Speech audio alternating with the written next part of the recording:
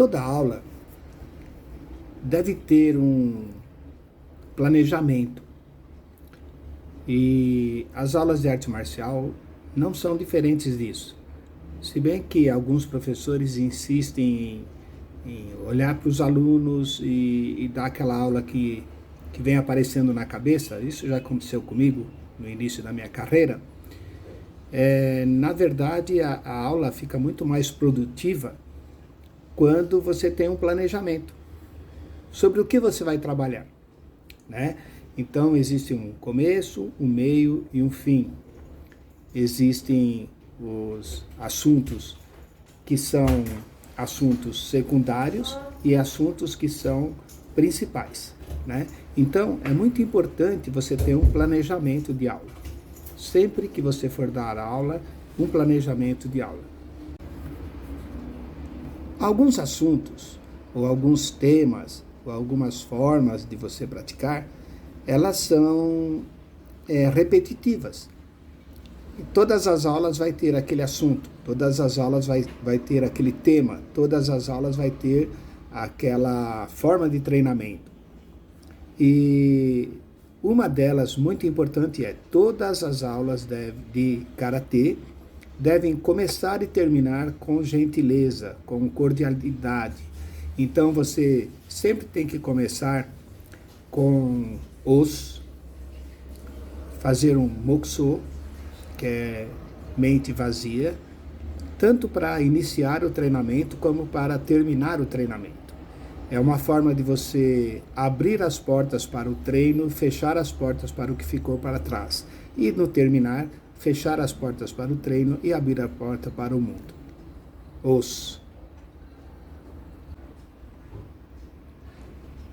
Aquecimento e alongamento. Outra coisa muito importante. Você, quando vai fazer uma aula, como já está preparado, já está esquematizado, você deve saber quais são os exercícios que você vai fazer. Então, além de você fazer um aquecimento geral, você tem também que fazer um aquecimento específico. Então, se você vai trabalhar com algum tipo de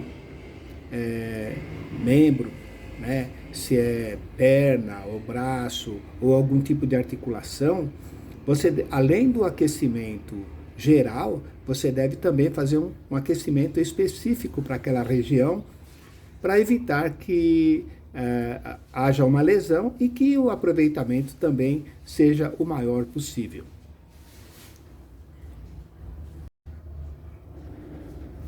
O aquecimento geral, principalmente da Kyokushin, ele é feito de uma forma bem sequencial, bem ordenada, para que você não esqueça nenhum detalhe. E geralmente ele começa dos dedos dos pés e vai até a cabeça. E, de preferência, sempre da direita para a esquerda. Eu sou uma pessoa assim muito metódica, né? Mas é uma forma mais simples de você trabalhar, porque se você está fazendo com a direita, é sinal que ainda falta a esquerda. Assim você não tem que perder tempo pensando em coisas que não te trazem muito fruto. Está fazendo com a direita, ainda falta a esquerda, né? Então, e sempre na ordem. Não fica, faz embaixo, depois faz em cima, faz uma ordem geral, ok? O treinamento deve ter 3 coisas fundamentais: base, desenvolvimento e aplicação. Toda vez que você for transmitir uma ideia, então vamos colocar que aquela ideia seja a aplicação. Então, o interesse maior de uma aula de karatê é o kumite, é a luta. E para você ter a luta, né, que é a parte final, né, a aplicação, você precisa dar ao seu praticante uma base, como que faz uma determinada técnica de ataque, defesa, e depois você tem que desenvolver aquela técnica de várias formas, com várias combinações, e depois chegar ao treinamento da aplicação geral, que é o kumite. No karatê, a base é o Kihon. E no Karate Kyokushin, nós temos dois tipos de Kihon. O Kihon estático, onde você usa as posturas de Santindachi, Zenkutsudachi, né, Kibadachi, mas sem movimentação das pernas, sem ficar andando, né, sem deslocamento, onde você treina todas as técnicas de ataque e defesa com braços e pernas. Mas ainda tem um outro tipo de Kihon, que também é considerado Kihon e é também básico, que a gente chama de Idogeiko, que na verdade, se você for estudar um pouquinho de arte marcial, você vai ver que os outros estilos de karatê usam o Idogeiko como o Kihon. Eles fazem o Kihon em deslocamento, né? Então, Kihon e Idogeiko faz parte do básico do Karate Kyokushin. Existe uma ordem natural, básica, como o mestre Oyama passou para nós, do Kihon. Né? Começa com Seiken, Uraken, aí vem a parte de Kibadachi, né? Que faz o Shitazuki, faz o cotovelos, depois vem as defesas, depois vem Shuto, depois disso vem os chutes, né? Chutes retos, sem dobrar joelho, depois dobrando o joelho, chutes laterais, chutes circulares, chute para trás. Mas é bom que treine todo o Kihon completo, mas se você fizer todo dia o mesmo treinamento, você começa a tornar, não é que o treino repetitivo dá resultados bons, mas às vezes ele começa a se tornar enjoativo e a pessoa não pratica da forma correta. Corpo, mente e espírito têm que participar do treinamento, principalmente do treino de Kihon. Mas nós temos aí alguns professores que seguem aquela linha antiga de fazer o Kihon completo e começam, para disfarçar o tédio do treinamento, a forma enjoativa do treinamento, começam a criar artifícios na mente. Então eles começam a treinar e pensar assim, estou em tal lugar, não sei o que, está acontecendo aquilo, e esse treinamento a pessoa começa a perceber que ela não desenvolve o treinamento. E por que não desenvolve o treinamento? Porque ela não está participando com corpo, mente e espírito daquele treinamento. Então, é mais fácil você desmembrar o Kihon de vez em quando, ou de uma forma normal, e treinar corpo, mente e espírito da forma correta, sem desvios de pensamento. Eu tenho uma maneira de treinar que pode ser que coincida com a opinião de algumas pessoas.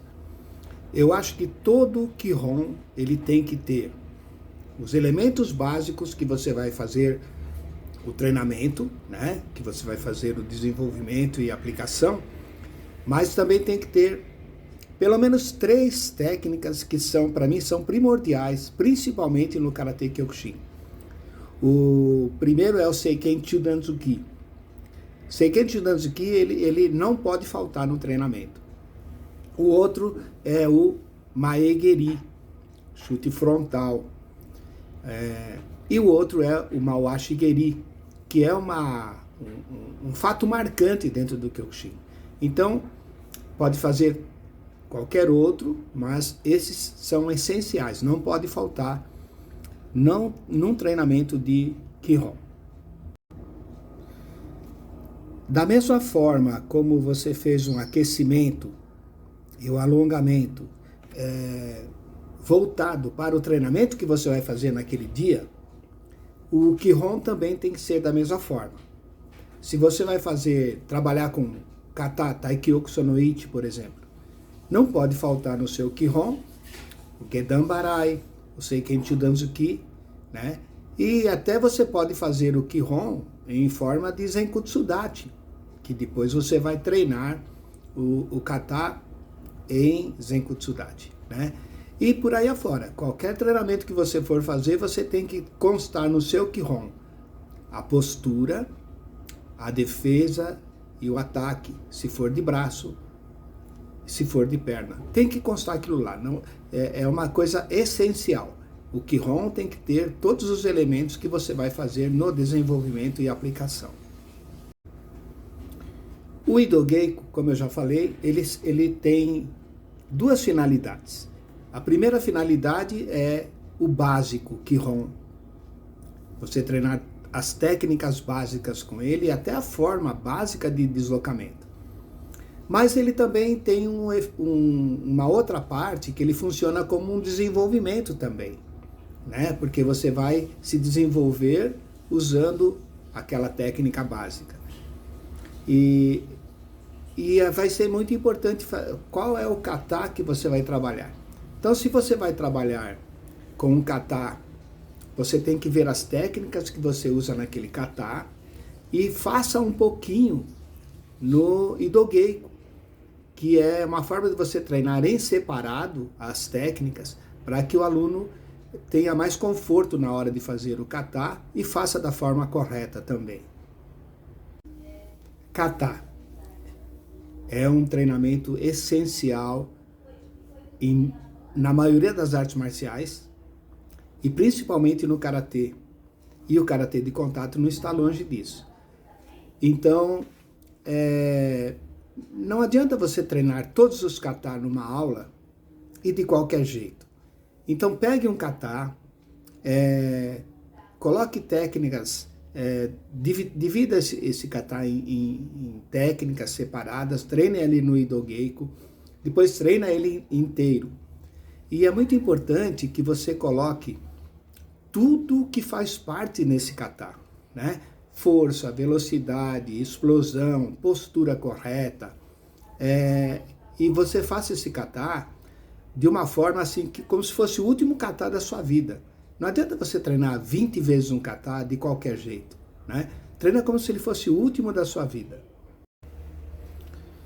É preferível que você faça um kata de forma tão intensa que você não tenha condições de fazer ele 2 vezes seguidas, então você tem que descansar um pouco para depois fazer novamente, do que você vai treinar ele várias e várias e várias e várias vezes seguidas, não observando a força, a velocidade, explosão, a técnica correta, a forma correta de se movimentar, o entendimento do kata, e ficar fazendo aquilo várias e várias vezes como se fosse um papagaio, repetindo as coisas, e depois você não consegue aplicar aquilo de forma correta.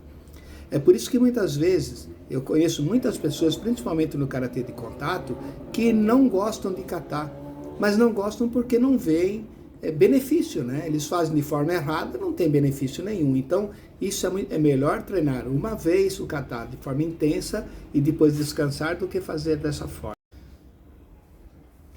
Ippon e Sanbon Kumite. Ele é primordial para você desenvolver o kumite.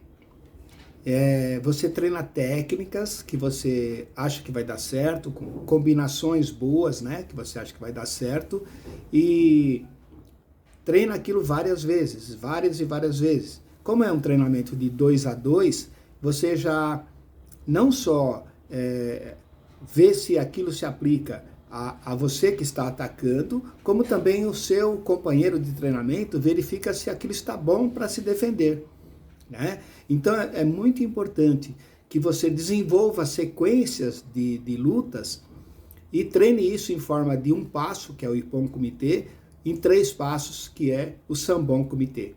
E depois também faça o Kumite mais solto também, mesmo em forma de Ippon Kumite e Sanbon Kumite, numa postura mais solta também.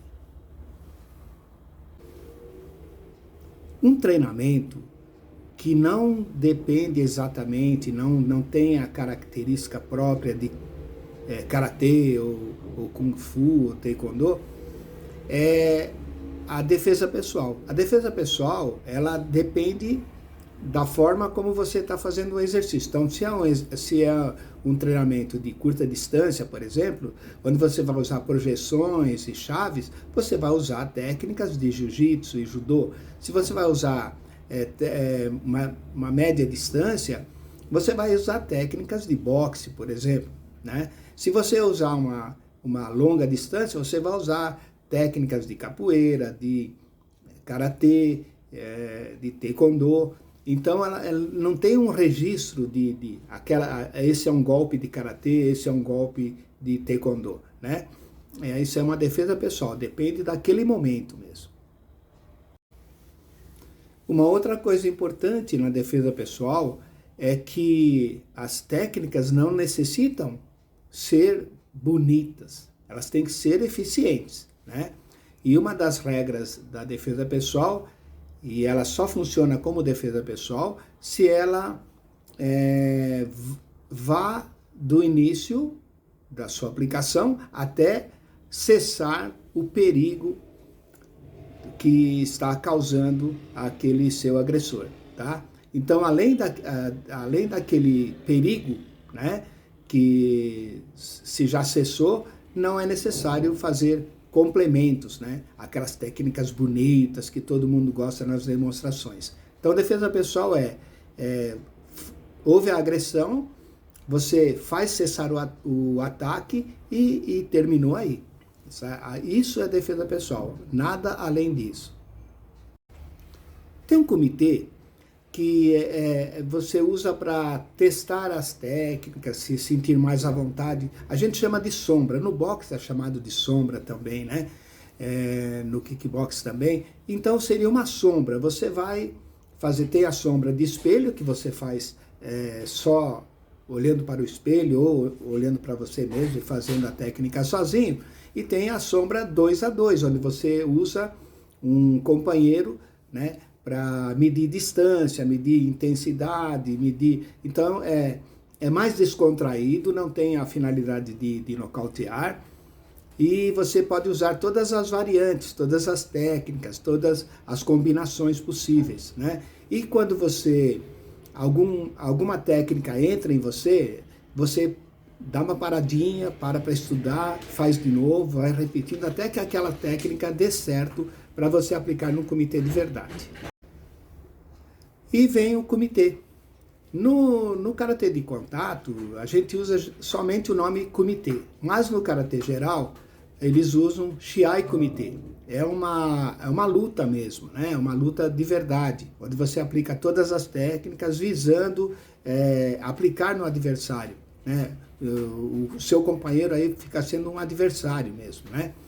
E o Shiai Comitê serve também para competição, e você deve, independente de ser um treinamento, quando você fizer um erro, levar uma técnica ou acertar uma técnica, é muito bom que você possa parar o treinamento e estudar essa técnica. Poxa, essa técnica é boa. Eu vou fazer vai fazer várias vezes para aquilo fazer parte de você. Ou se você levou o golpe, levou a técnica, fazer várias vezes para que não aconteça novamente. Tá? Esse é o Shiai Comitê.